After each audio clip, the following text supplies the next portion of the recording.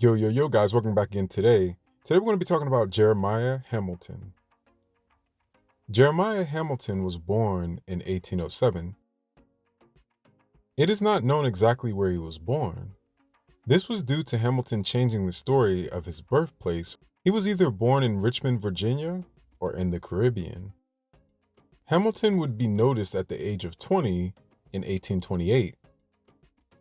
His first act that would put him in the spotlight was a counterfeit plot. Hamilton would go to New York and team up with merchants in the city. He would be employed to take a cargo of counterfeit Haitian coins to Port-au-Prince in Haiti. The Haitian authorities would soon find out about this criminal enterprise, and Hamilton would flee from Haiti. Once news got back to New York about Hamilton's discovered expedition, the New York newspapers condemned him. One of these newspapers was the Freedom Journal, which was their first African-American newspaper. The newspaper would condemn Hamilton for his disgrace on the first and only Black republic in the Western Hemisphere. Hamilton was under a lot of pressure to tell what New York merchants bankrolled the scheme and employed him to do this. Even with all the pressure, Hamilton never told. Upon return to New York City, Hamilton would turn his eye to Wall Street. At the age of 25, he would have his hand in many different ventures, legal or not legal. He would receive a reputation for putting more insurance on vessels and then having them damaged. This made him a good amount of money. This type of scheme also pushed for the local marine insurance industry to organize itself to help protect from business ventures like this. In 1835, all New York marine insurance companies made a public pact to not insure boats that involved Hamilton. Hamilton would never stay still, and in the mid-1830s, he would get into the real estate industry.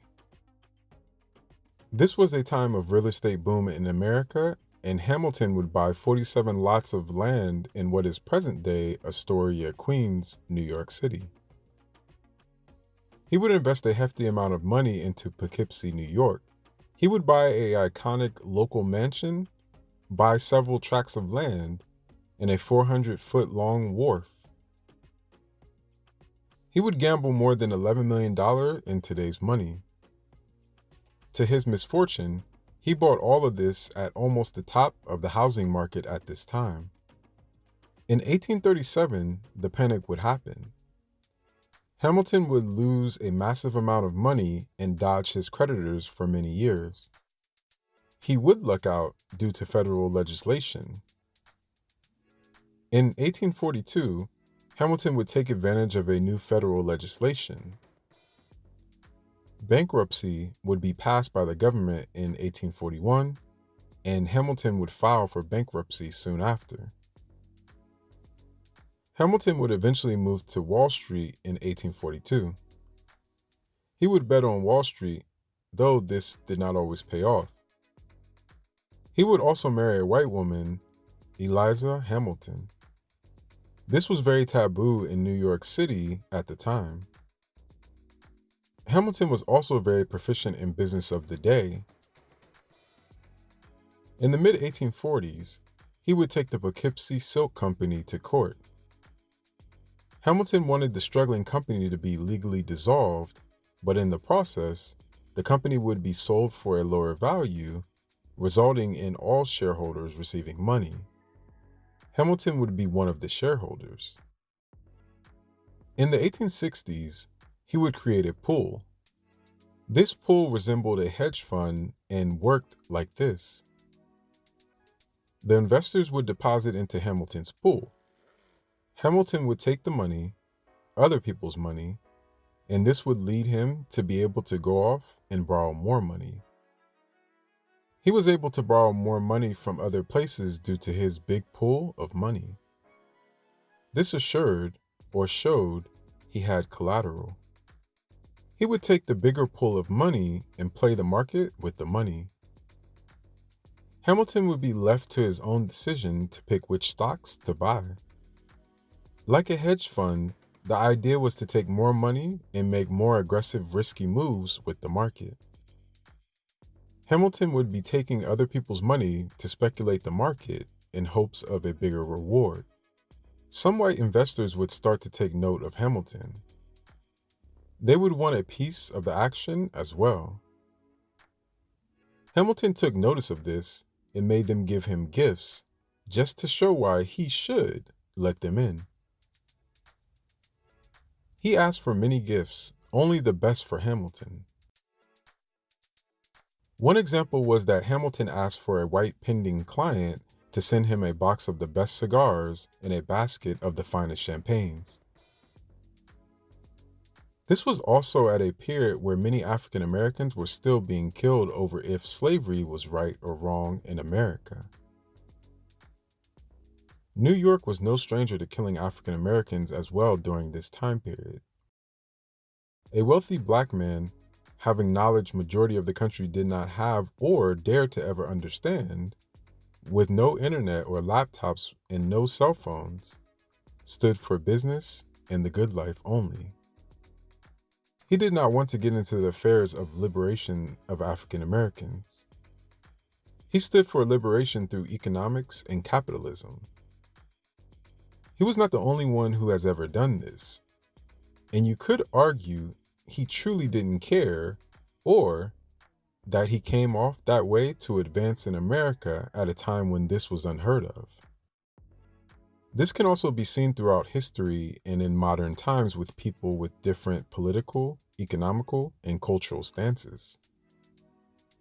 Maybe we'll never know how he truly felt.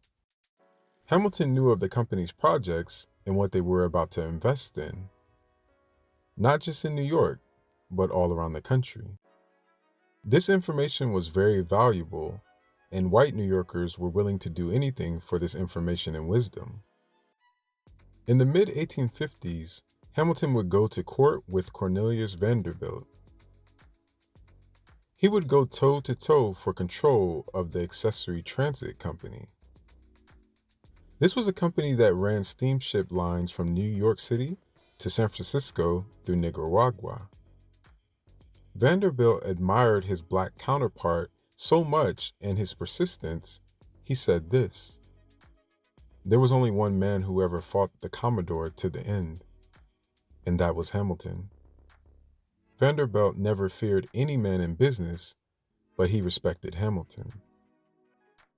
On Wall Street, Hamilton had somewhat of a pass due to what he could do. In the rest of the city, he wasn't so loved. In 1863, during the draft riots, a white mob rampaged Hamilton's house on East 29th Street. His wife would give the mob items such as liquor and said her husband was not home. Hamilton had slipped out the back door over the fence.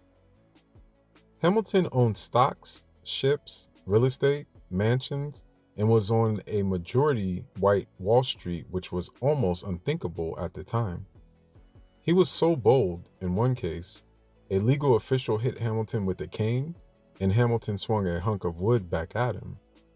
Hamilton worked on Wall Street for 40 years, and with manipulation, understanding of business, and economic foresight, he would do what many thought was impossible in the 1800s.